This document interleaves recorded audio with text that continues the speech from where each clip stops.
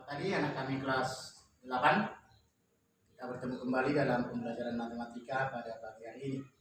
Pada pertemuan sebelumnya kita membahas materi tentang kebalikan teorema Pitagoras. Nah, pada pertemuan ini materi kita masih seputar teorema Pitagoras, tetapi yang mau kita bahas adalah bagaimana menemukan perbandingan sisi-sisi segitiga siku-siku pada segitiga siku-siku sama kaki. Bagaimana cara membuat perbandingannya atau menemukannya? Mari perhatikan penjelasan berikut. Anak kami yang mau kita bahas seperti Bapak katakan tadi, yaitu menemukan perbandingan sisi-sisi pada segitiga siku-siku sama kaki.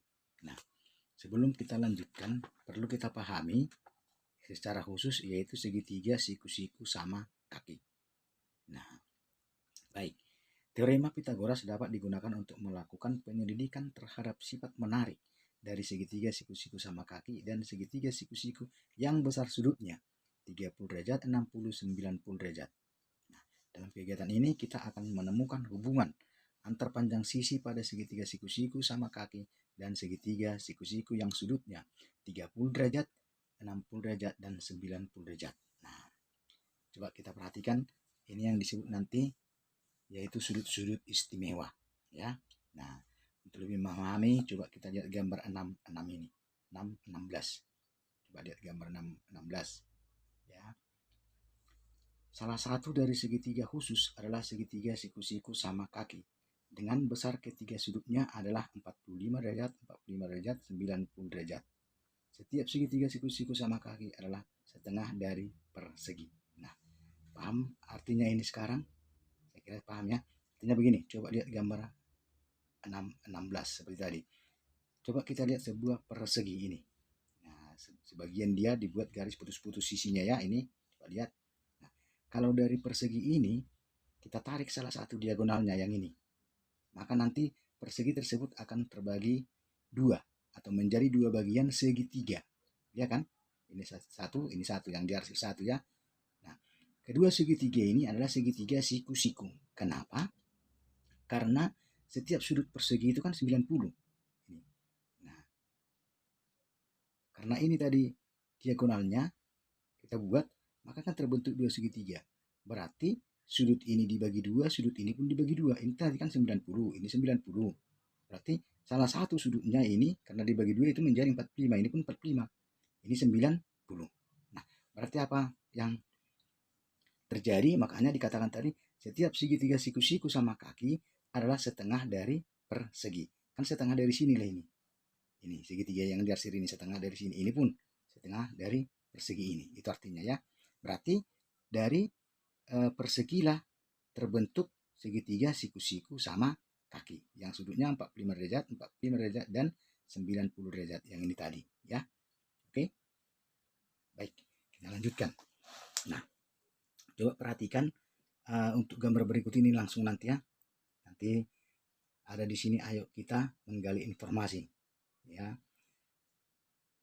Dengan menggunakan teorema Pitagoras, tentukan panjang sisi-sisi hipotenusa setiap segitiga siku-siku sama kaki pada gambar 6-17 di bawah ini.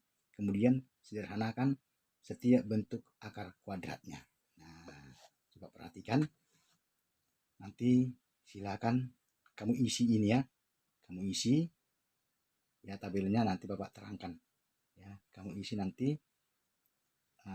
tabel ini. Nah, coba perhatikan yang pertama ini. Kalau ini satu, sisinya satu, ini satu. Berarti seperti ini tadi itu kan pasti sama ini. Ini ada katakan tadi segitiga siku-siku sama kaki ya. Kalau ini satu berapa ini? Coba.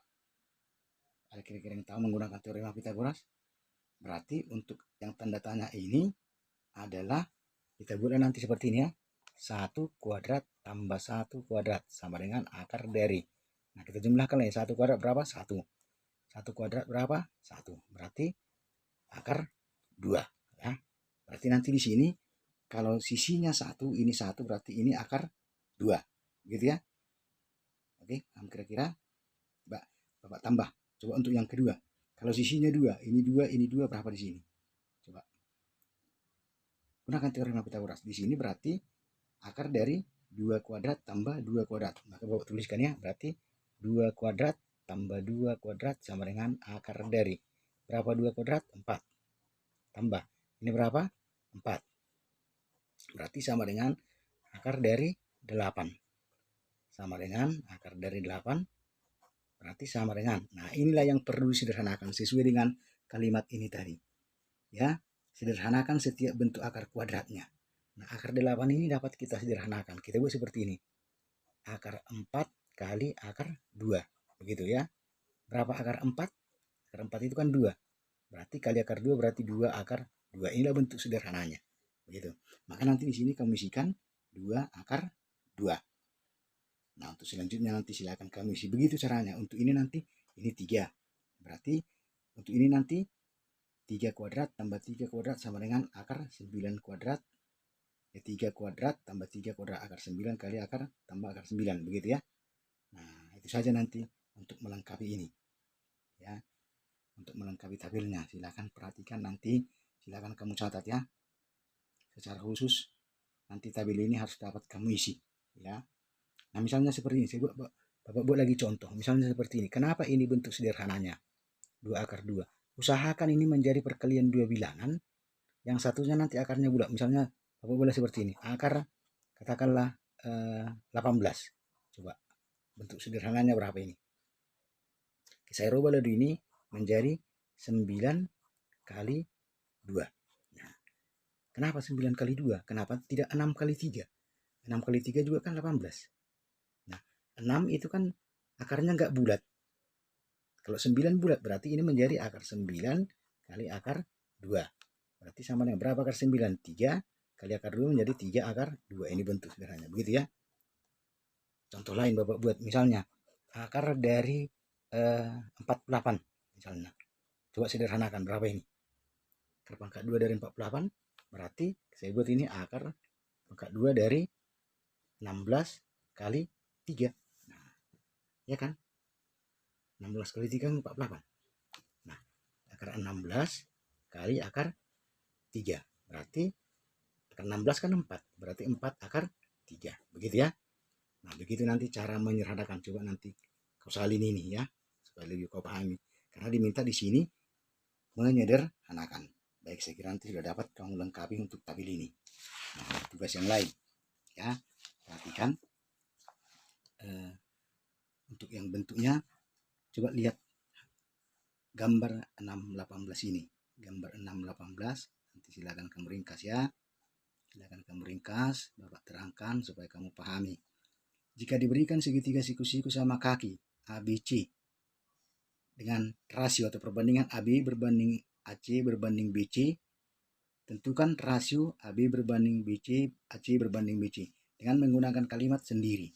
Tentukan hubungan panjang ketiga sisi-sisi dari segitiga siku-siku sama kaki. Sampaikan di depan kelas dan bandingkan dengan jawaban kalian yang lain. Nah, untuk ini tidak usah kamu tuliskan ya. Untuk ini tidak usah kamu tuliskan. Nanti langsung saja ke sini. Bapak terangkan ya, karena ini sebenarnya dipresentasikan. Karena kita ini belajarnya adalah jarak jauh, maka tidak mungkin kita buat seperti itu. Ya, termasuk ini diskusikan katanya. Nah, selengkapnya kita buatlah. Perhatikanlah contoh 69 ini. Perhatikan gambar di samping. Diketahui segitiga siku-siku, segitiga KLM. KLM. Perhatikan. Dengan panjang KL 8.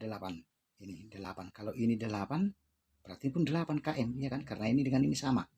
Karena ini segitiga, siku-siku sama kaki. Itu ingat ya. KL 8, berarti ini pun 8. Kan ya, oke.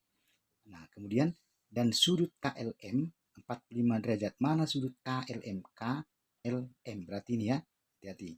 KLM berarti ini. Huruf yang di tengah ya. Nah, tentukan panjang LM. Berapalah ini? Yang ditanya. Baik, kita gunakanlah yang tadi. Saya kira sudah tahu yang tadi ya. Ya, kenapa? Karena tadi kamu sudah mengisi ini. Ya, mengisi ini tadi. Maka nanti dasarnya di sini, jangan sampai salah. Baik, coba kita lihat. KL berbanding LM. Ini KL berbanding LM. Kenapa KL berbanding LM? Kenapa ini berbanding ini? Kenapa tidak KL berbanding KM? Nah, ya, karena yang ditanya salah satu adalah LM, ya kan? Dan yang diketahui adalah KL. Berapa tadi KL? Kan 8. Nah, ini nanti sudah diketahui. LM itu yang ditanya. Berarti perbandingan kita buat KL berbanding LM. Nah, sama dengan. Nah, KL berbanding LM sama dengan 1 berbanding akar 2. Kenapa? Kenapa ini 1 berbanding akar 2? Coba perhatikan perbandingan tadi. Ya, coba kita lihat perbandingan tadi. Kalau panjang sisinya 1, ini 1. Berapa tadi ini? Ini kan tadi akar 2. Ya kan? Berarti ini tadi KLM. KL berbanding LM. Berarti ini kan 1. Ini tadi akar 2. 1 berbanding akar 2. Begitu. Dari situlah dasarnya ini ya. Didapat ini. Nah, kita gantikanlah KL tadi berapa? 8. Kan KL tadi dikatakan 8. 8 berbanding LM sama dengan 1 berbanding akar 2. Nah, kita boleh perkalian silang LM kali 1 atau perkalian suku dalam ya, LM kali 1 dengan perkalian suku luar begini. Ini yang digunakan, atau nanti boleh dibuat perkalian silang, tetapi di sini digunakan perkalian suku dalam dengan suku luar. LM kali 1 ini sama-sama di dalam, sama itu dengan 8 kali akar 2 yang ini. Berarti LM kali 1 kan tetap LM. 8 kali akar 2, 8 akar 2. Berarti panjang LM adalah 8 akar 2. Oke. Baik, nanti silakan kamu ulang kembali ya, supaya lebih dipahami. Sampai di sini penjelasan Bapak. Sampai di sini penjelasan Bapak. Silakan kamu ulangi kembali biar lebih dipahami dan tetap semangat dalam belajar dan jaga kesehatan. Sekian, terima kasih.